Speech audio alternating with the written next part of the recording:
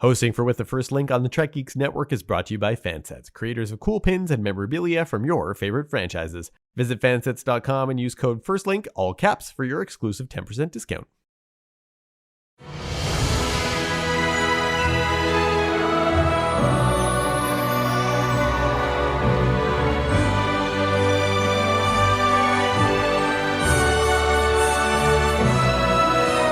Hello and welcome to With the First Link, the podcast that hopes to make our future as bright and as just as the one that we see in Star Trek: The Next Generation. And we think that one way to do that is to recap and discuss the entire series, one episode at a time, doing our best to look at it all through an anti-oppression, pro-diversity, anti-racist lens. I'm Ruthie Kauper-Salmoshi. And I'm Matthew Simone, and today we'll be talking about Loud as a Whisper. This episode was written by Jacqueline Zambrano and directed by Larry Shaw. It first aired on January 7th, 1989.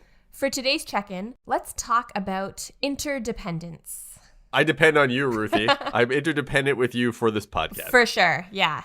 Same. I usually watch episodes like a few times before we record, and early on in my rewatching of this episode, I felt a little uncomfortable with just how dependent the character Riva is on his chorus, on these three other people. I had to sort of just kind of take a step back and push myself on that to interrogate that a little bit about why I felt so uncomfortable.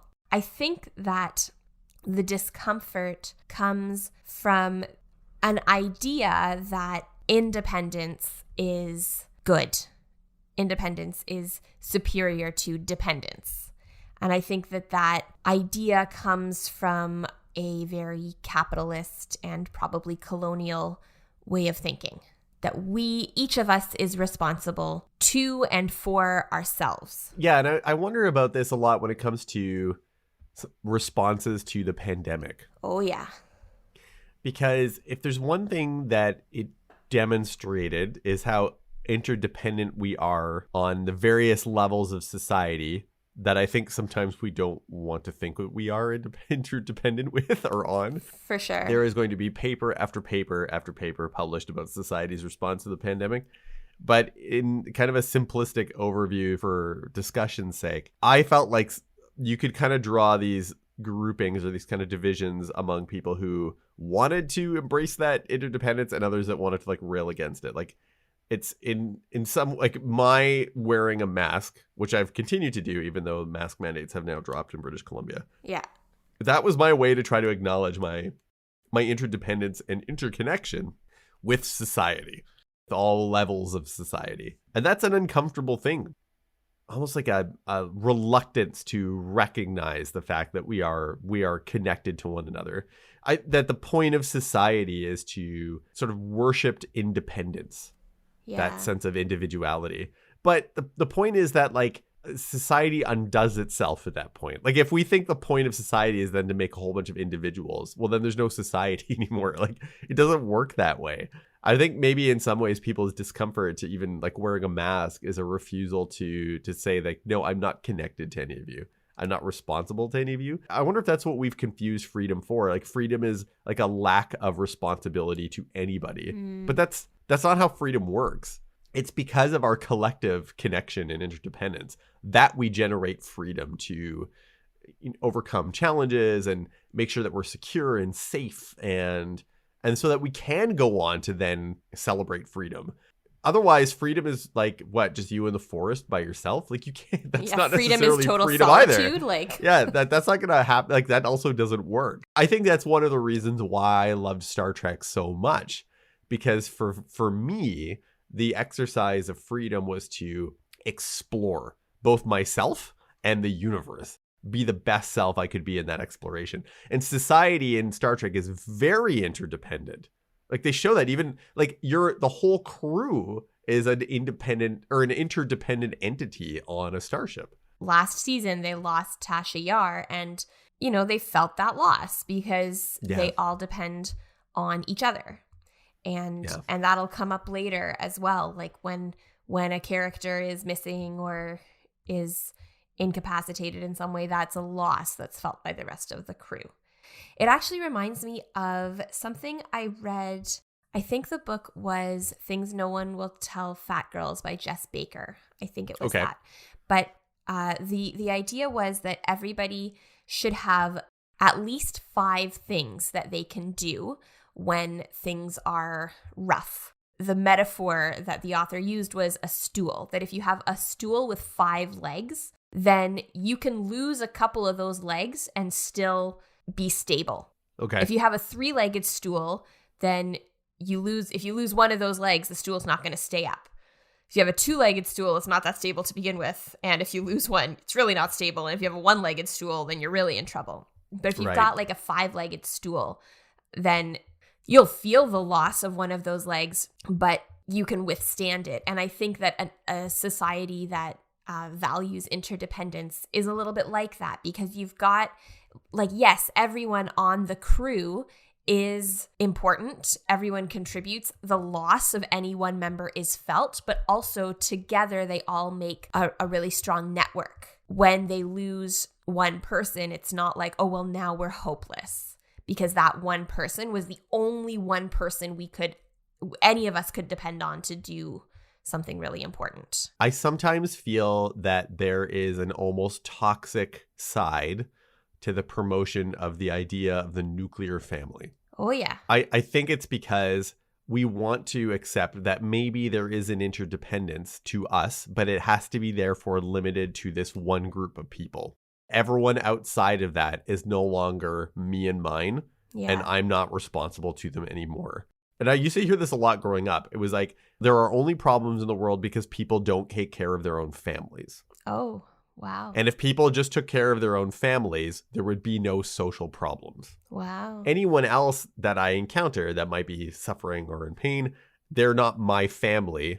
They are the responsibility of their own family. And so we don't need to care for them anymore. Right. And I think that still like appears in politics a lot, that the breakdown of the nuclear family is therefore the breakdown of society as a whole. Yeah. And that we don't want interdependence to leak out of the family. It should just stay within, and then we take care of it, as if interdependence needs to be contained in a way then to the family. And one of the other reasons why I love Star Trek so much is it showed that anyone can be your family. Sure. Yes, you do have family, but you also choose family. And that society as a whole, the Federation, can be like a giant family in its most ideal form. Right. And that also, I think, gets into the idea of someone being a burden on society. Yes. Like it's, yes. I mean, there is definitely still a stigma around being a burden on your family, but then once you become a burden outside of your family, and I want to be really clear, I don't think any person is a burden on society except perhaps billionaires. Billionaires are a real burden on society because they take so much money away that could be used for public good.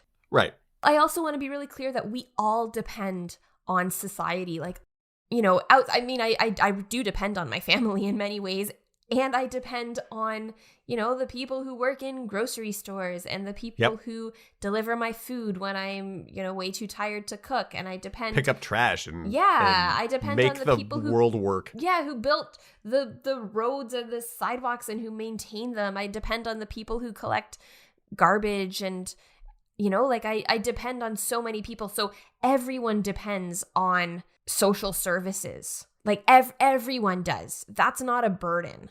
And yet, like you said, I also still find it hard anytime that I think or am interpreting that I might have become a burden to somebody. Mm-hmm. Yeah. At all. And that I have to feel my dependence on another person. And so how do we deal with that? I mean, it is hard because it's systemic, right?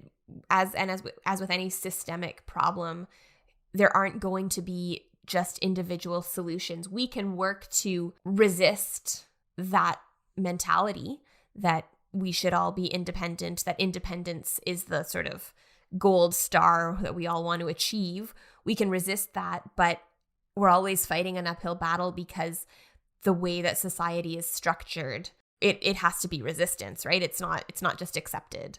But I do think that pushing against it is important. And I think to bring it back to this episode, in my discomfort in realizing that no person is entirely independent, thinking about that really intentionally for myself, I then became a lot more comfortable with this episode and with Riva's dependence on his chorus, and that's an okay thing. And there were times when I thought, like, wow, he's so dependent on them. If when they are taken from him, he's really lost. But then I sort of had to think, like, okay, but if I was left totally alone, or if the people who are really important to me were taken from me, I would also be really lost. And that's okay. That's perhaps a good thing, that I don't feel so independent that I can just be like, oh yeah, no, it's okay if my friends and family are taken from me. I have those connections are strong and they're real and they're important to me. And I would feel them very deeply if they were broken. I wish that we'd all collectively feel that way, because otherwise there is so much talent rather than burden. There's talent and ability that's just left on the table that we're not utilizing anytime anyone falls through the cracks. And I say cracks as if that's like a flaw in the system, but I think our system is designed intentionally to keep some people down. Right.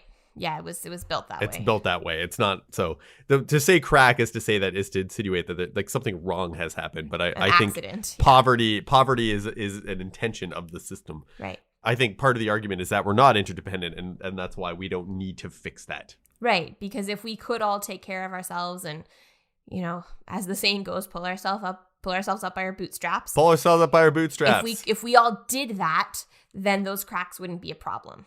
That's right. Those cracks. But physics tells us that is impossible. You can't actually pull yourself up by your bootstraps. No, you can't, because you are one being, one mass.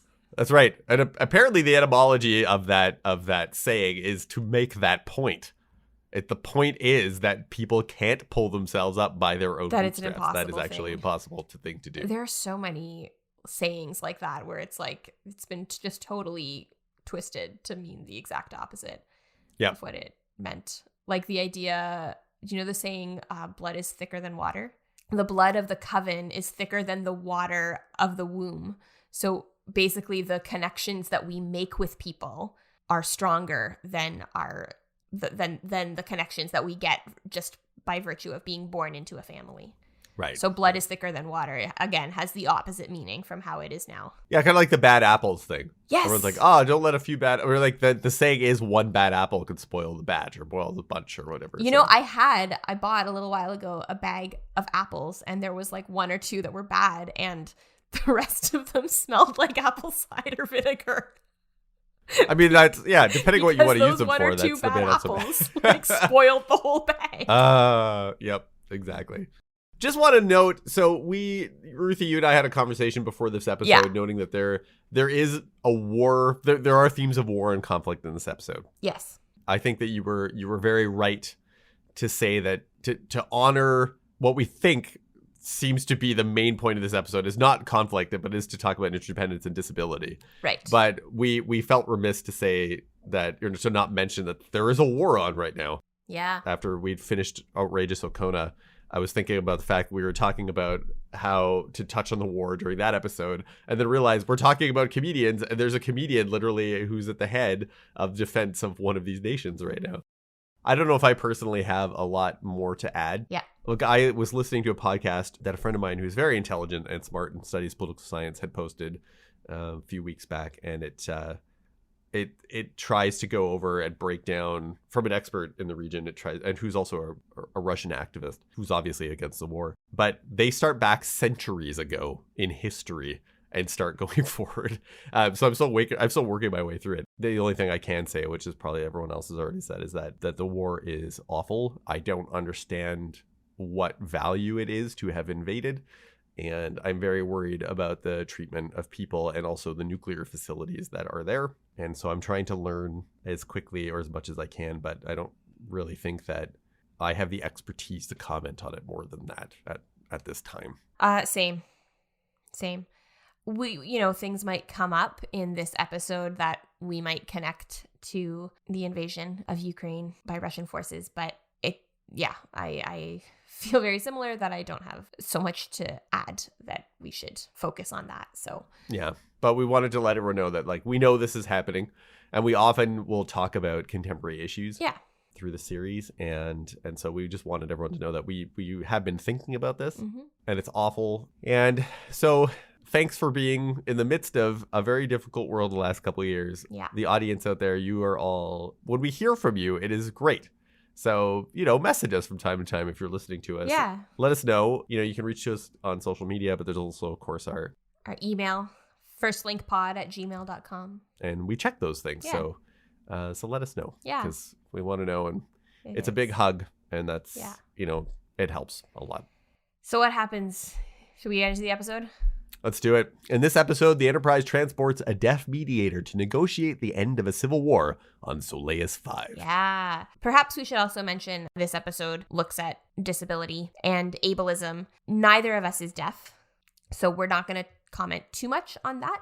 The Enterprise is on its way to pick up this very famous mediator to negotiate the end of a centuries-old war, and the Enterprise's job is transportation only. They are not there to be involved in the conflict. And there's this weird scene between Picard and Riker in the ready room where Picard is looking at a model of a planet. There's like this from an astrophysical point of view, because I am an astronomy geeky nerd and that's part of my job. Yeah. I was looking at this. I was like, why don't we use cool graphics like this more? Because they're neat. But he's looking at this planet that's in orbit around the solar system that is impossible. The orbit is highly eccentric, and you can see that it looks strange and weird. Yeah. I was grasping at this, thinking that it was going to be some visual metaphor of the episode. Nothing to do with it. I don't think it has anything, unless I'm missing it. I don't think it has anything to do with it. If you're missing it, I'm missing it too, because Riker comes in, he's like, oh yeah, look at that. And he's like, oh, how's that possible? And Picard's like, I don't have a clue. Anyway, what are you here for? And Riker's like, oh, just the mission that we're on.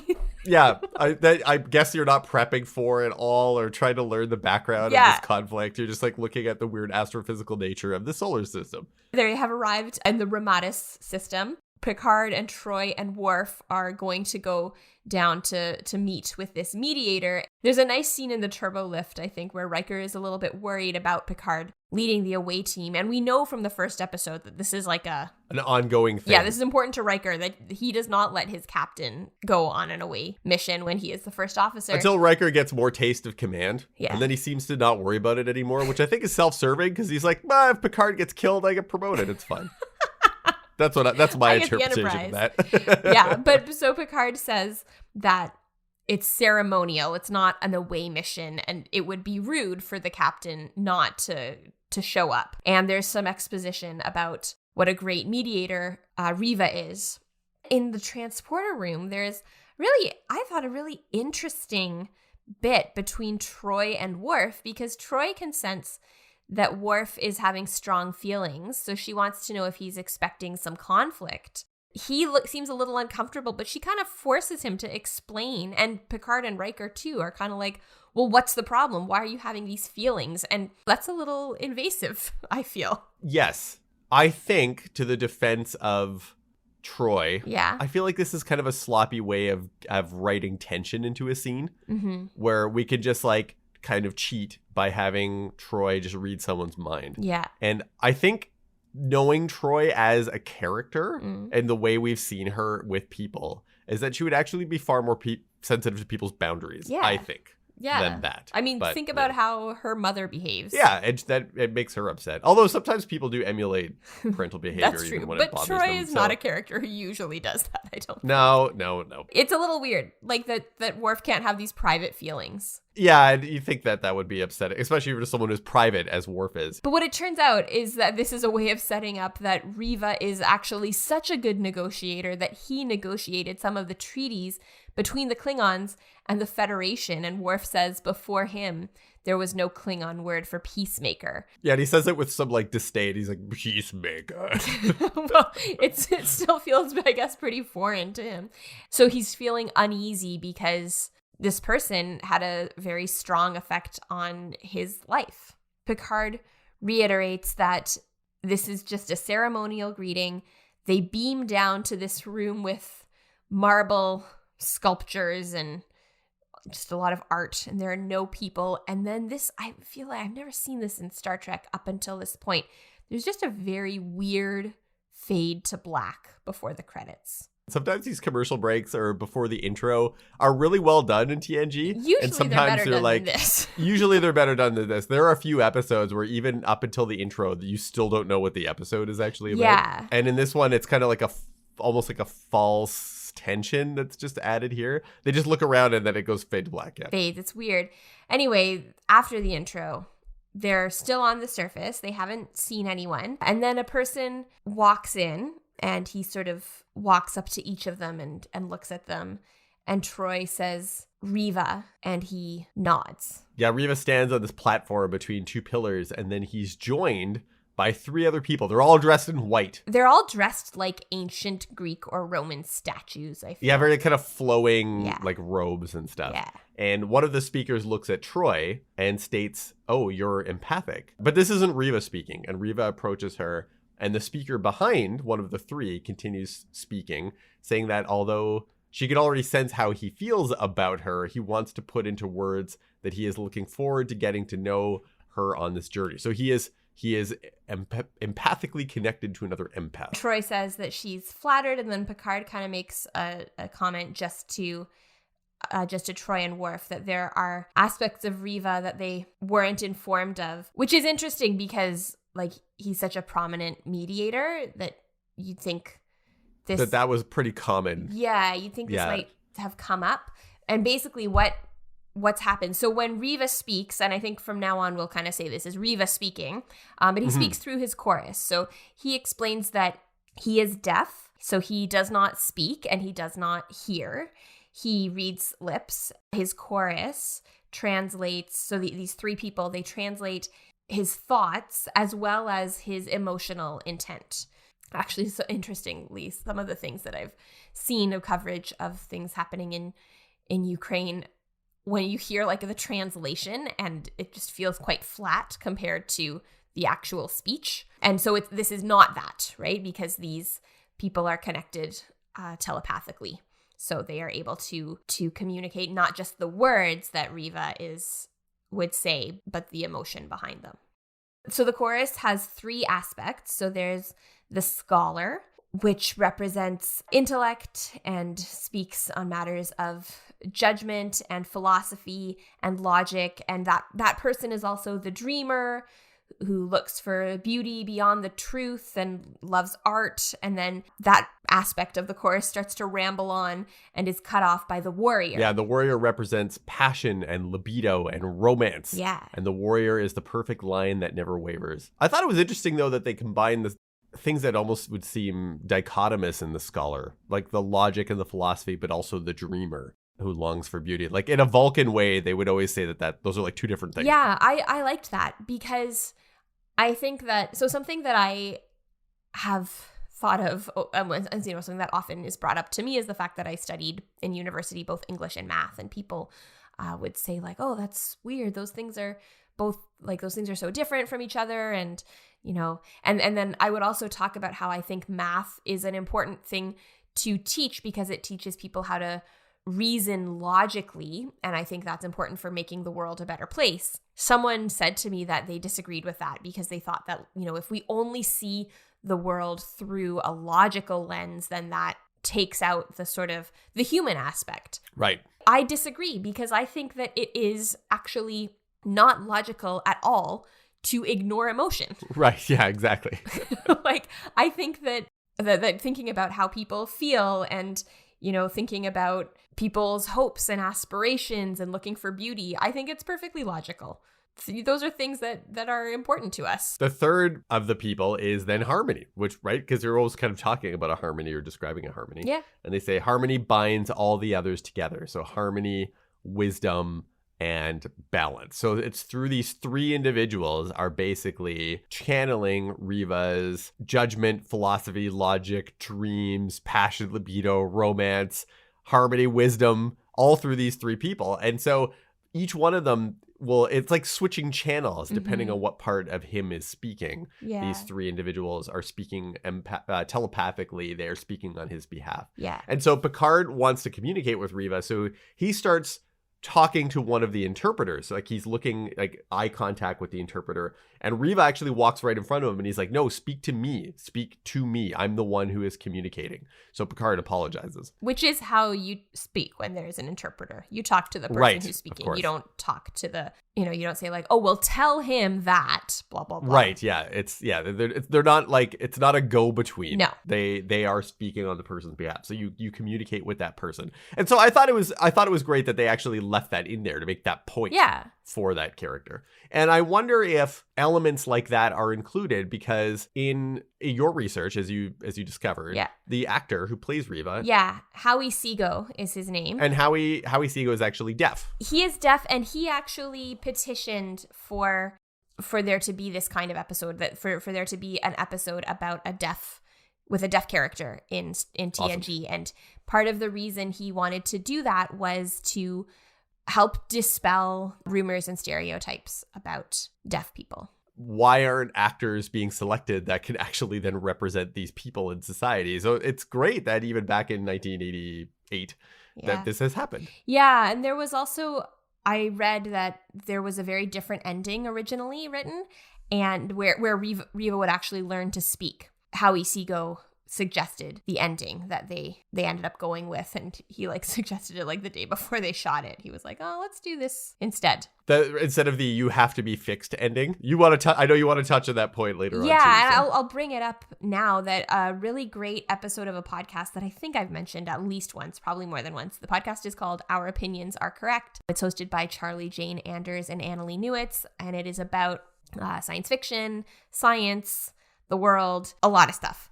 Back in November, they had an episode called Why Does Science Fiction Keep Wanting to Fix Disabled People? And I mean, we'll get into that here, but I do think that part of what is going on in this episode, this chorus that Riva has is, an adaptive aid, but it doesn't change the fact that he is deaf. It doesn't sort of circumnavigate his deafness. Sorry, the episode is called Science Fiction Keeps Trying to Fix Disabled People. And fix is in quotation marks. Right. So Riva explains that the gene for hearing is not present in the planet's ruling line.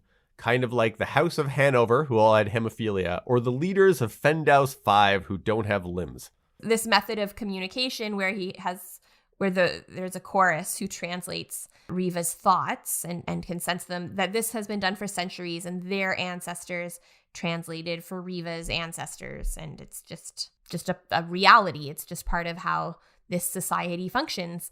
And Troi comments that it is an elegant and beautiful method of communication. And then she points out that the warrior part of Riva doesn't speak very often. And Riva says only when the spirit moves him, which I think seems to be happening every time he's talking to Troi.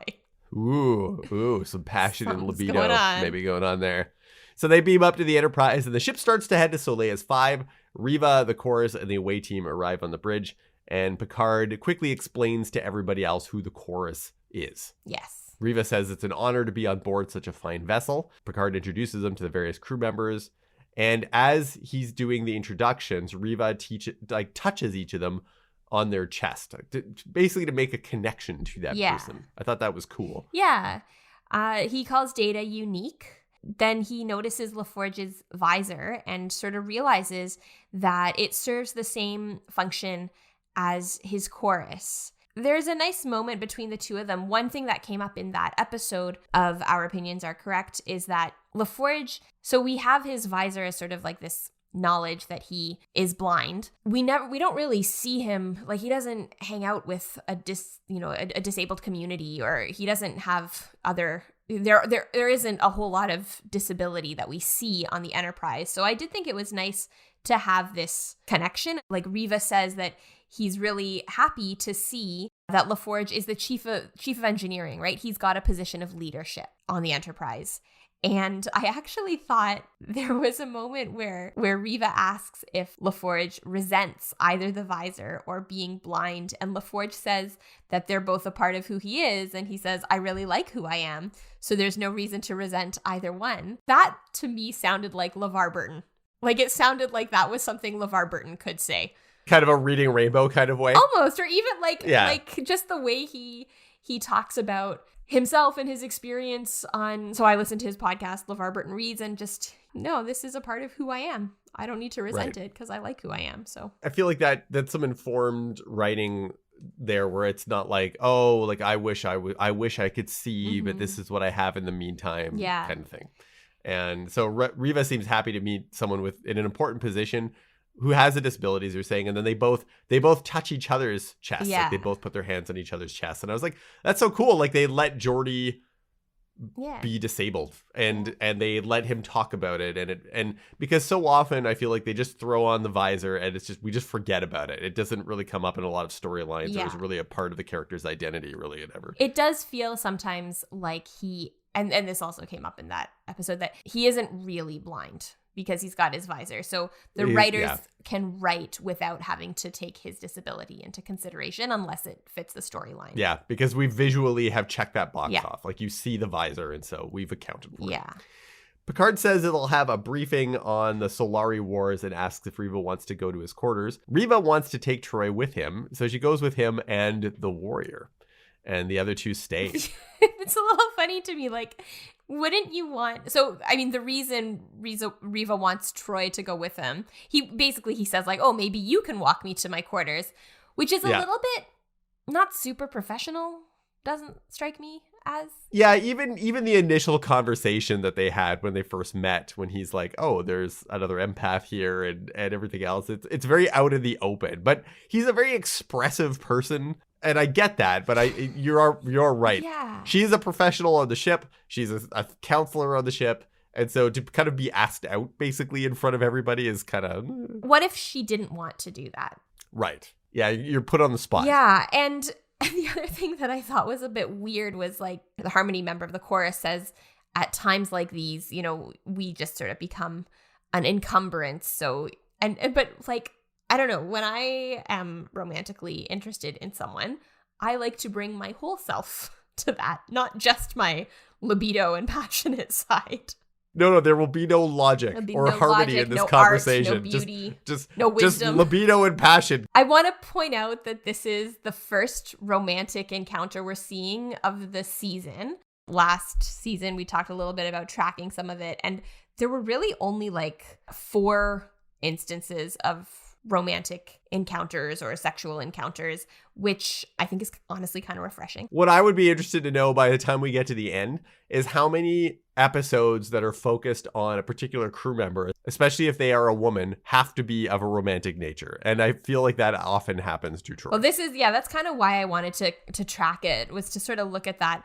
And what we've got so far, just in season 1, so there was Naked Now had Tasha Yar and Data hook up. Then we had Haven, where Troi was to be married to Wyatt Miller, and she decided she wanted to go with that, but then that didn't end up happening. He married someone else instead. Right. There was the Binar episode where Riker fell in love with Minuet on the holodeck, and then there was Angel 1, where Riker, and we talked a little bit about this at the time, where Riker had he sleeps with Beata, but it felt we were both a little uncomfortable with that because it felt very coerced. And none of them really up until now have been like a love story episode. No. Though.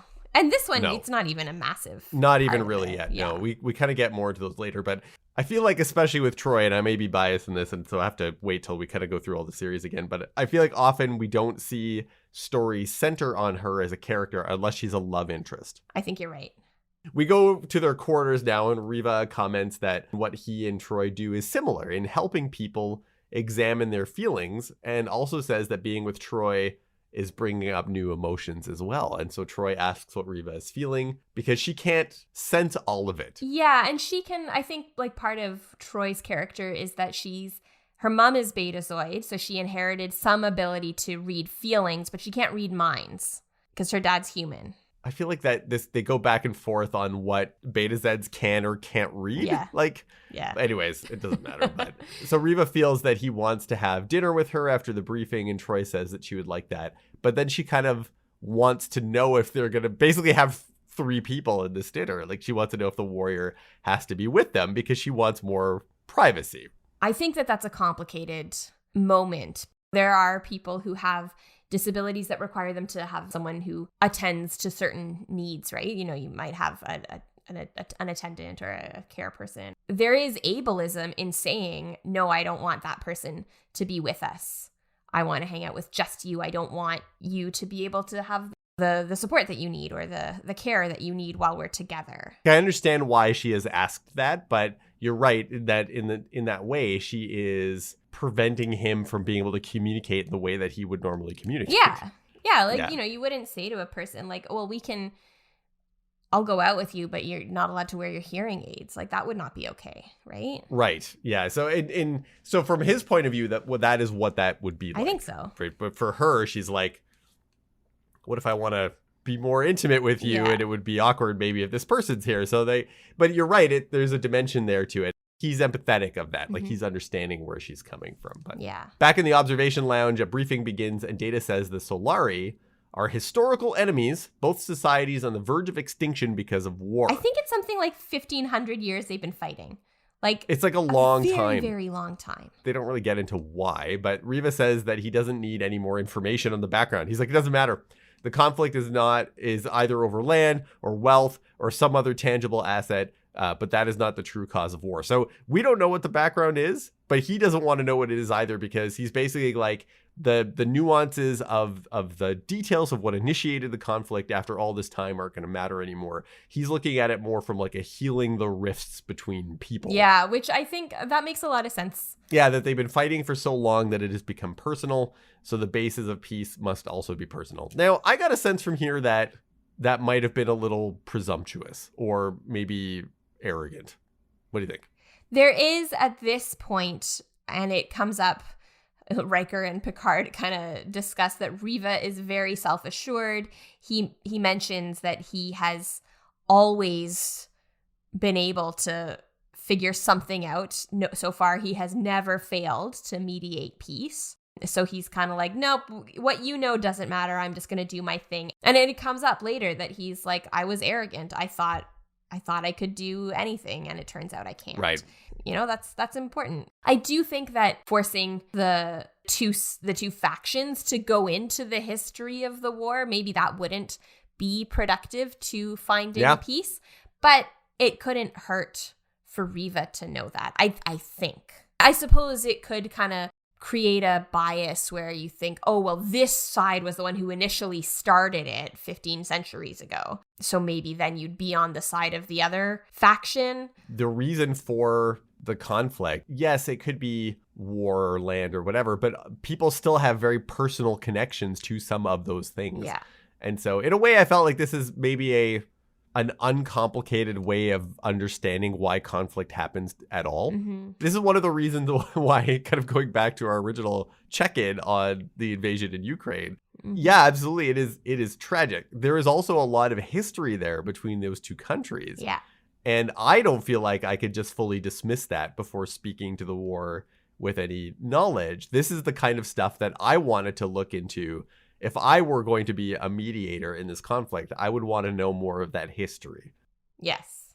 Riva is saying that is not important right now. So what he wants to know is why after 15 centuries of war, the factions now want peace. Nobody knows. Riker thinks, kind of in jest, that maybe they've run out of people to kill. Then Riva's kind of like, well, if we don't know that, well, that's okay too. I'll find something. The fact that they do want peace. And again, I think this is an important part of it, that both sides are looking for peace. And that is what will make this possible. It wouldn't be possible if it was just one side looking for peace. One side looking for peace. And you mentioned that earlier when we were doing our kind of preamble to this episode, is that with the Ukraine-Russia conflict, it does seem like very much that is not the case. There's one side right that now. Does not seem to want peace. There's one side that definitely is not interested in peace. So you have Zelensky basically saying, hey, like, let's stop this. Like, let's bring in peace talks. Let's stop this conflict. And the other side is just like, no. Yeah. And so you're gonna have a really hard time mediating peace if one side is not interested. When I worked on campus at Simon Fraser University and you'd have conflict between students, we could have a mediated process where you'd actually bring students in to talk to one another about harm that was done to each other, to the community, restorative justice. Yeah. But if one side was unwilling to have that conversation, it was actually more harmful to try to force it. Yeah. Because one side would be like vulnerable and open to conversation, and the other side would just be like, no, we're not interested. And as Riva says, peace isn't possible in that kind of situation. It's both sides need to want peace. So why? And then Riva's basically like, okay, well, I got what I need. If you don't have anything else, I'm gonna go for my dinner date. And Picard's like, no, that's fine. This briefing was for you. So if you don't need it, that I guess it's over. And actually, like, Riva and his chorus all leave like before Picard is done talking.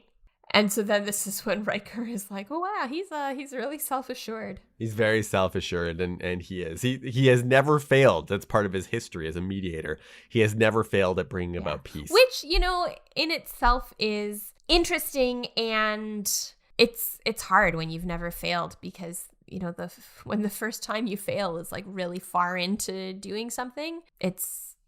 you don't know how to deal with failure. You don't know how to cope with it. Especially if it's catastrophic, as we may see. So we have a romantic dinner with Troi, and Riva comments that he can feel the sound of the ship moving through his body like a great pulse. Troi mentions that she's grown so accustomed to it that she forgets that it's there. And then, again, with the warrior, Troi kind of looks at the warrior. And at this point, Riva kind of dismisses the warrior. And then Troi asks how they can communicate in his absence. And then Riva says, well, he can read lips. And he also can do sign.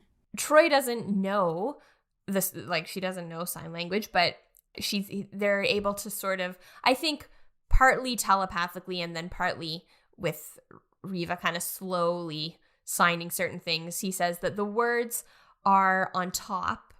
It's what's under them. Their meaning that's important, and they agree that what's important is like how they can express themselves, and the two of them being together right now, that's important and that's special. That's more important and special than the words. Is the character using ASL in the episode? What I read was that ASL is used in this episode. I don't know if it's used in that particular scene, but that is how Isigo uses ASL. The ship approaches Solais 5, and Worf reads that there is laser activity. More with lasers this season. Again. Lasers happening on the surface. So apparently this ceasefire has been broken because there's fire happening on the surface. Picard hails the surface and says that if they continue to violate the ceasefire, he will abort the mission. Yeah. And says that Riva is in charge of the summit, but he won't put his ship as danger. And the Solari are upset that someone else is talking to them because they're like, we've only agreed to talk to Riva. Where is Riva? Riva promised it would only be him. They're like, who's breaking the rules now? I don't know how they equate those two things, shooting at each other or talking to a different person. Well, that's interesting because that is something that, well, to bring this back to masks, which you were talking about earlier in our check-in, this idea of like, well, some people have their lives saved by people wearing masks, and other people find masks annoying. So inconvenient. How do we balance these two things? Clearly, one is a much stronger need than the other. Right. Yeah. Similarly, shooting and talking perhaps are not exactly the same. But I think one thing it does speak to is that these people are very distrusting and are very nervous. Yeah, they are very nervous about one another and about the process. Riva comes to the bridge. Yeah. We see a demonstration now of his ability to resolve conflict, at least even in a moment, because as he comes to the bridge, he thinks he can resolve the broken ceasefire. And Riva tells the factions that they are brave fighters, but now they must demonstrate courage in a new way by ceasing their hostilities so that they can meet, because if they don't cease hostilities, they're not going to have this opportunity to. And they read from the Enterprise that the laser fire has ceased. Yeah, I really love that, because this idea that courage isn't just fighting. Courage is also having that vulnerability to stop fighting and to meet. And we talked about this several episodes ago, I think in season 1, when we had the other Klingons on board the ship, that bravery can be about vulnerability. It's not just, feats of physical strength firepower. Yeah, and like thumping your chest Yeah. and throwing rocks and stuff. Riva says that he needs a topographical map to pick out a good place to meet, and he wants a small bridge away team with little security so they don't add to an already tense situation. So Riva, the chorus, Worf, and Riker beam down, and Riva tells Riker they won't need phasers. But Riker brings them anyway. Riva says that they need torches and a 3-sided table made to resemble the indigenous rock, and that the first few minutes will be tense, so to stay calm, don't respond, even if provoked. Riker says that they will do their best. Yeah, he doesn't promise. But he is there with We've Worf, got Riker so... and Worf here, neither of whom are Yeah. like that great with the impulse control. So They ask Geordi to provide the rock, so this is cool. They could just like basically tie into the replicator, I'm guessing. Yeah. Create a rock table that's similar to the indigenous rock and then beam it down. Yeah. So that you have both sides and then Riva, so that's the 3 sides of the table. And then the factions arrive. Yeah. So Riva introduces himself and he commends them and says they're courageous and wise to be there. And he also says that he doesn't have any magic. This isn't something that he can just wave a wand and there's gonna be peace. But he says, let's give this conference a chance. And then, so the person from one of the factions who was not there for the conversation on the view screen gets really angry. And I think it's important that Worf also reaches for his phaser here. So he actually does, clearly he's nervous and he wants to protect his people and Riva. He's not necessarily showing this calm approach that Riva wants to take. And so then this angry person goes to shoot at Riva, but Riker pulls him out of the way. And I don't think it can be said just how shocking it is that the chorus is just vaporized. I even remember watching this as a kid. It's intense because it's not like sometimes in Star Trek people are shot and like sparks just kind of come out of them and they fall to the ground. Or when they get vaporized, they just kind of like vanish. When they get shot, like part of their skin disappears first and you can see their bones and stuff. It's an intense vaporization and it's like, that stands out in my mind as a kid from one of those more shocking scenes. And it's all 3 of them at once too. They're all killed. And so they disappear, so they transport back up to the ship. The person from the same faction, so they're part of the same faction, and one of them turns to the guy who shot and shoots him and then is yelling up to this guy. And he's like, no, I'm the one who didn't want peace. I'm the one who called for negotiation. So there's been like an internal conflict on one of the sides that has now sabotaged the peace conference. It's scary and also very sad. Yeah, it's scary and tragic and sad. On the observation lounge, Riva is signing and he's clearly in distress. And Picard says, I can't understand what you're saying. So Troi asks him to slow down. Right. And Picard says, I'm very sorry. I'm so sorry that your friends were killed and, wants to know what happened. And Riker says it was a total surprise. There's just one person there who didn't want peace. But it's just everyone's really frustrated because they can't understand each other. I can imagine how hard that would be because you're in this state where you have so much emotion going on and all your way to express yourself has been removed. Yes. And your emotion is in many ways about that removal. It's not just at his chorus, but like these people who he was so close with have been killed. Yeah. Picard says, okay, Data, you figure out which sign language Riva is using and learn it. And then he says, Troi, take Riva to Pulaski. I don't know what he thinks Pulaski can do, but he says maybe she can help. So, and then there's this not cool bit where he grabs Riva's head and yells at him. And the thing he says to him is an important thing to say. He says, you are not alone.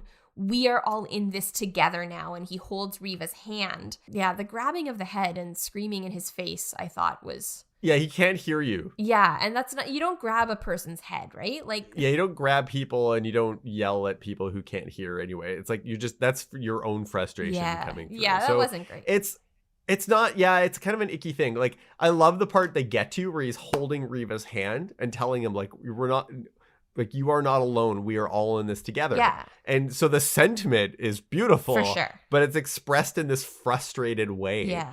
It spoils the moment, basically. Maybe this isn't done as much now, but I feel like there used to be a thing where, like, this person is really frustrated and they're kind of spiraling in their own thoughts. And so, you just need to shake them out of it. Snap them out of it. And that doesn't really work. You can't snap someone out of frustration by shocking them, I don't think. Or certainly not in a kind, trauma-informed way. No, and this is Picard probably responding to his own anxiety about the situation as well. But you're right. I totally agree that it's icky, and it spoils the moment. The military activity on Solais 5 starts to increase. Picard is worried that without Riva, peace won't be possible. So back on the bridge, Data is learning sign languages, and Worf comments that a silent and covert communication system could be very useful. So Worf is looking at sign language and being like, we could use that as a weapon. One-track mind. Data says that gestures and hand signals predate spoken word in most cultures, except for, and then mentions the Lyrons of Melkus 9, who developed writing first. That's so interesting to me. I'm not sure about language development in our own culture. That might be very true as well. So Troi and Pulaski, they enter the ready room, and Troi says that Riva is very frightened and has been in control his entire life. And as you said, he hasn't really experienced a major failure before. Yeah, this is the first time. Pulaski, and this I think again connects to this idea of science fiction trying to fix disability, that Pulaski says his condition is hereditary. His brain cannot receive auditory information. So there's nothing I can do. What can I do to fix this disability? What can I do to make it so that he can hear? The other thing that I was thinking of was at this point, he's in his 30s, 40s? Like, if he's gone this entire time not being able to hear, if Pulaski was able to do something, there would still be a long way for him to learn how to then interpret that, right? I don't think you're picking up a whole new sense. Yeah. It was interesting to me because I kind of wondered if they would have written this scene differently if Crusher had been the Doctor. I don't know that they would have done that. Something about her character, I don't think she would have said, either I can fix it or there's nothing I can do. Troi, she uses a phrase that I don't... It's also not great. She says that she's not sure how we can help him. He has stopped cooperating. He is in shock. These people who have been, I would say, a part of his family have just died. And he is now on his own. Cooperating is not the right word to use there. It would have been more apt to say something like he's become withdrawn. Yeah. And I can't engage with him anymore. Even I can't engage with him right now. Give it time, maybe. Give it a couple days. So he's lost confidence in himself. And that, like she says, that can't easily be given to another person. Yeah, that's true. That is true. So now enters Data, and he has learned 5 signing languages and starts to give a demonstration. And he's like, here's a person walking on a beach. Here's a person walking with a sunrise on a beach. Here are 2 people walking along. And of course, Picard at this point is like, okay, thank you, Data.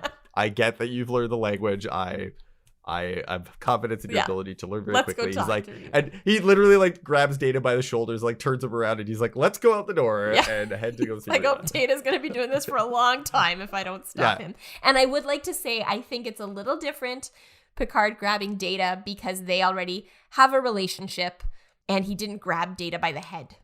So they go to the observation lounge and Data interprets for Riva. And so Riva says that he feels responsible for the death of his chorus, and he was arrogant to think that no one could harm him. Initially, there was the shock and anger, and now he's feeling guilt. And Picard says that Riva is not to blame. This was just one person's actions.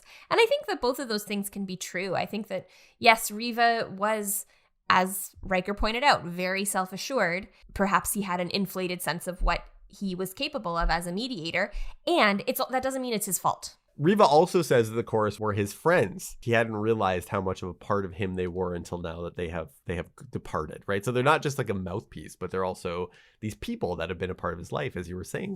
Picard says the factions want to renew negotiations, and Riva says, well, I can't. All my tools are gone. I'm no longer of use, that's how he's feeling. But I also think there's a piece of it where he's like, I'm not in a good space to negotiate peace right now because my friends were just killed. He's like, yo, can I have a break? Yeah, and Troi, so there's a bit where Troi tells him not to turn away. We can make some good come of this tragedy, but Riva says, I can't be the one to do it. And so what he says is that when Data speaks for him, Data can't communicate what he's feeling the same way that his chorus could.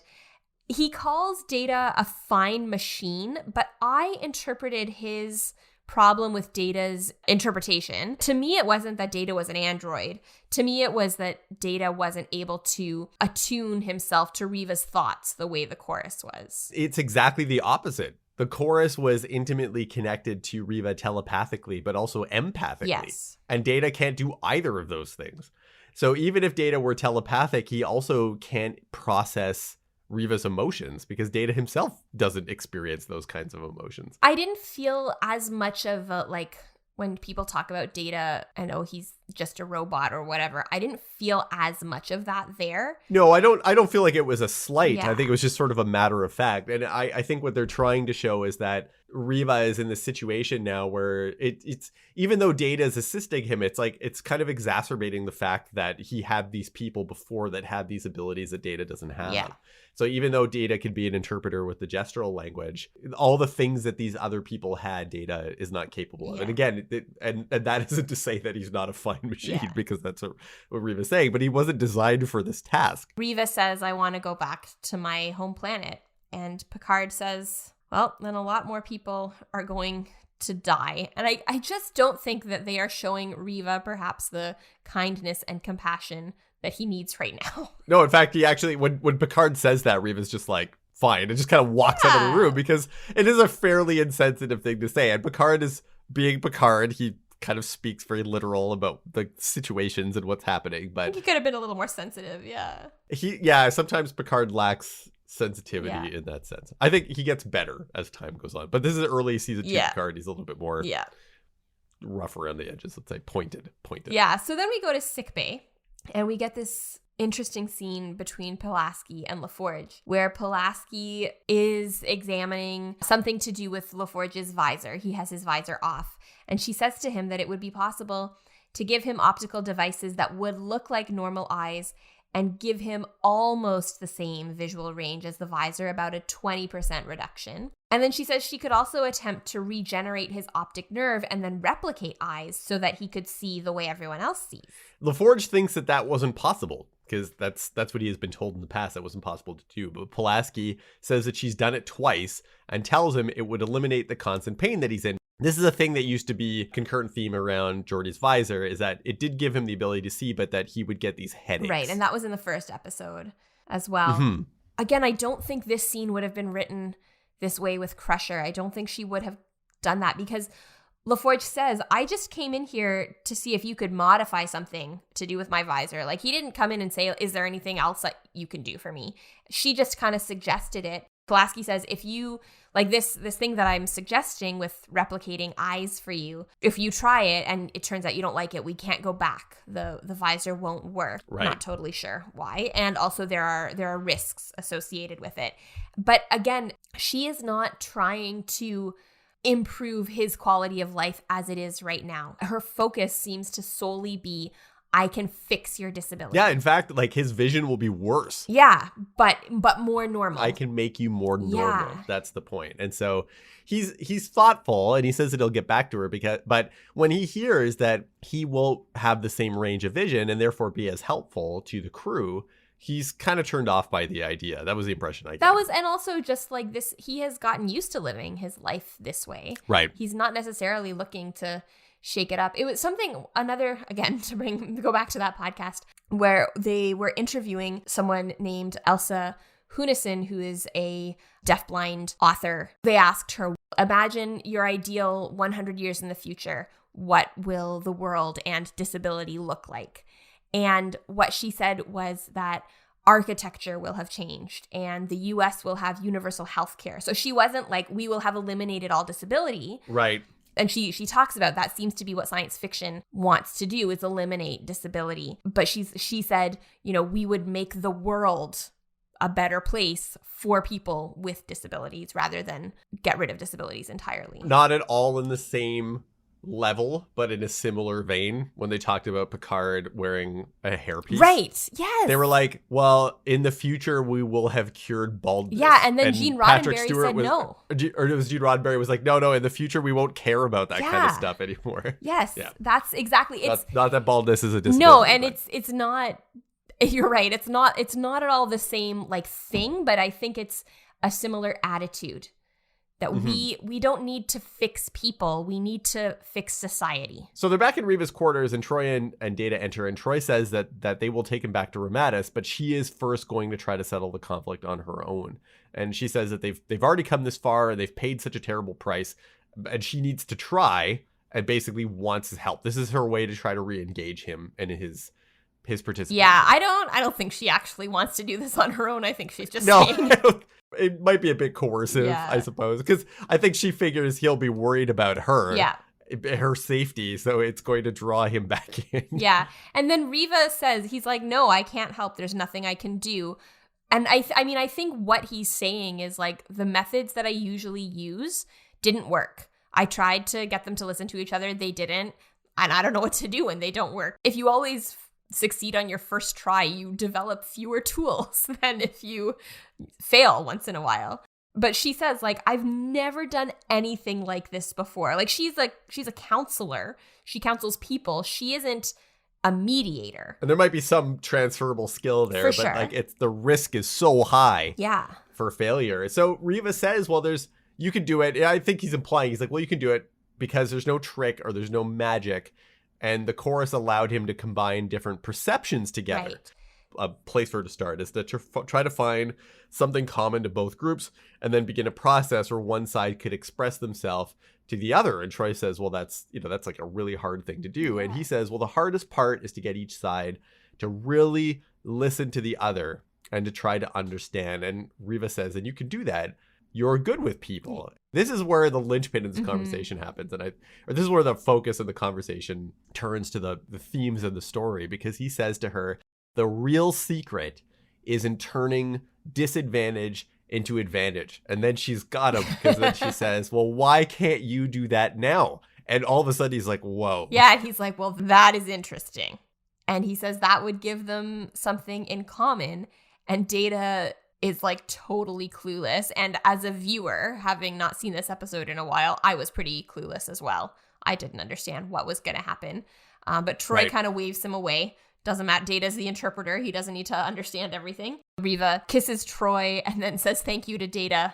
And then Data translates the thank you and then realizes it's for him. And that's a nice moment, I thought. That was like an outrageous Lakota moment right there. Yeah, like, it thank was. You. It Oh, thank was. me. Oh, thank me. Yes, You're okay, thanking me. And then, so then Riva and Troi and Data and Worf and Riker beam down to the planet. This time, Riva doesn't make any comment about the phasers. Yeah, he's like, bring as many phasers. Yeah, he's like, apparently they are needed, I guess. They go to the planet. Riva asks for the table and they light the torches to show that he has returned.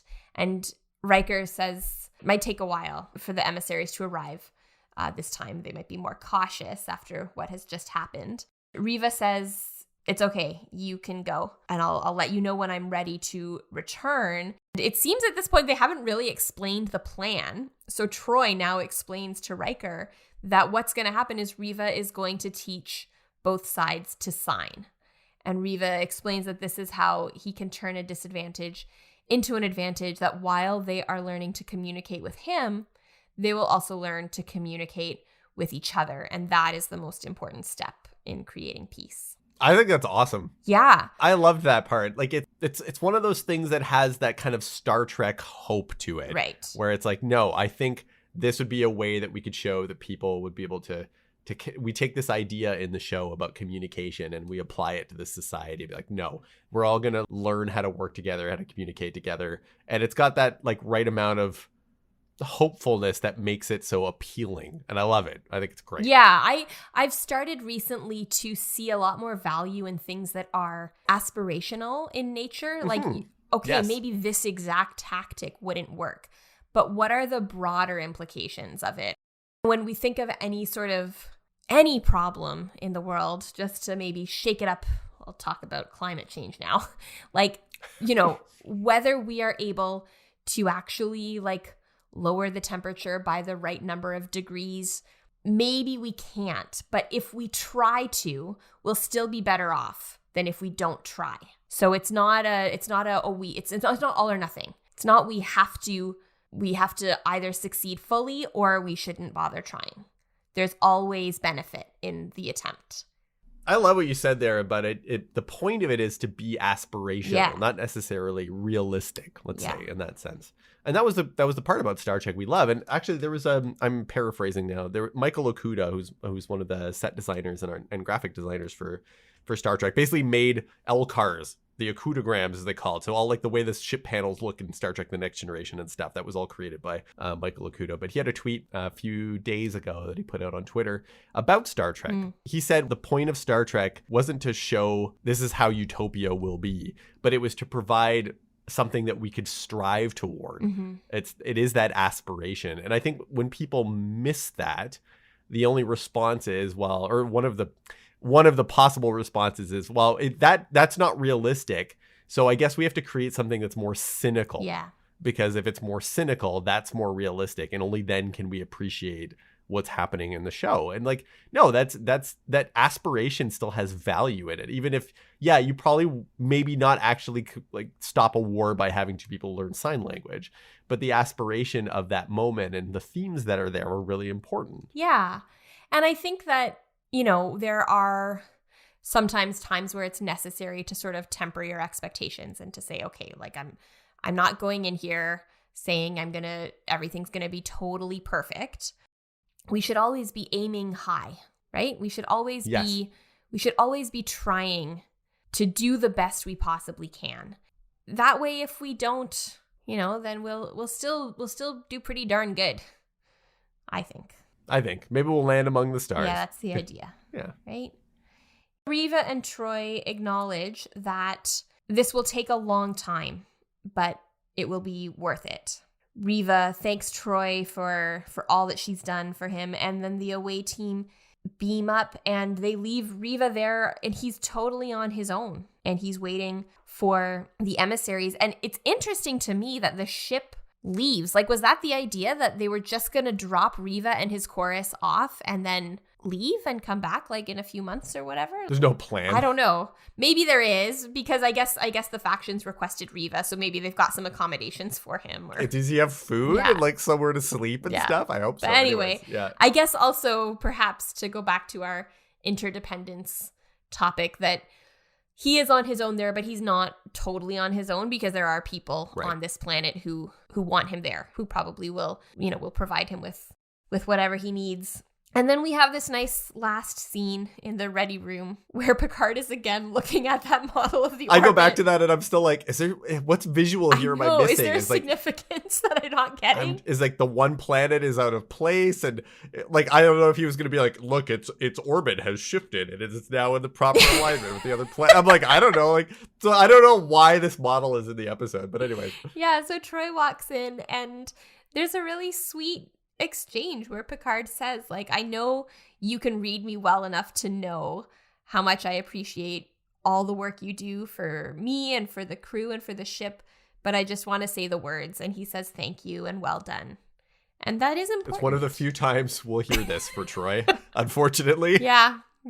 But it is a very nice moment, and I wish Troi got more thanks for what she does around the ship, because she does a lot for the crew of the Enterprise and in preventing conflict or navigating conflict. Yeah, it's a nice moment. And I also think the idea that just because, Matthew, that I appreciate you, but it probably doesn't hurt when I say it every once in a while. So, thank you. I appreciate you too. Thank you, yeah. Because it's a similar thing. Like, Troi can read Picard. There isn't even that guesswork. She can read that he appreciates her, but it's meaningful for him to say the words. Just like with staff and employers. Yes, you do pay your staff, but it's also nice to tell them that they are appreciated. And valued. Yeah. And thank you all so much. We appreciate as well, you. Audience. We appreciate you too. Thank you for listening to this episode of With the First Link. If you liked what you heard, please feel free to leave us a 5-star rating and a review on Apple Podcasts or your podcast provider of choice. That can be how you tell us that you appreciate that we are appreciated. Our cover art was created by Nathan Nunn, and you can find more of his work at nathannunn.ca. Our theme song is An Amazing Adventure by Flame Lion Studio. You can follow us on Instagram or on Twitter at FirstLinkPod, or send us an email, just like we said at the beginning, at firstlinkpod@gmail.com. Tell us what you think. I'm Ruthie. And I'm Matthew. And remember, Star Trek past or present, representation has always mattered.